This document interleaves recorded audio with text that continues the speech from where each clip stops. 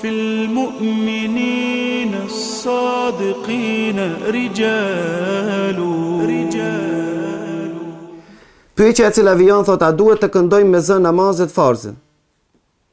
A duhet të këndoj me zë në namazet farze, të cilët i fali në shtëpi?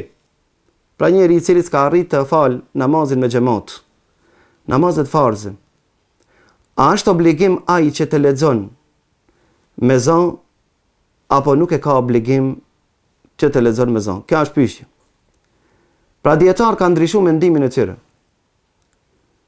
Po ne inshallah do të përpiqemi të përgjigjemi me atë të cilën mendojmë se është më saktë. Ai i cili e fal namazin, kena për qëllim namazi i cili falet me zë, dhe është namazi natës. Pra namazi sabahut, namazi akşamit dhe namazi yacies. Në namazin e akşamit dhe yacies dy rekat e parë, pra normal se obligohet imami të lexon me zë, që ata që e pasojnë të ndëgjojnë leximin e Kuranit Kerimit. Dhe kjo është suneti pejgamberit sallallahu alaihi wasallam. Ndërsa ai i cili falet në vetmi, kanë thënë dietarët, ban ai që të zgjedh, si don të lexon me zë të ngritur, e si don të lexon me zë të ult.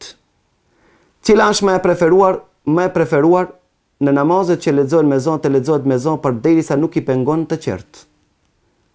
Ndërsa nëse i pengon të qertë, më e preferuar është që të lexon pa zë, Allahu subhanahu wa taala më mirë di.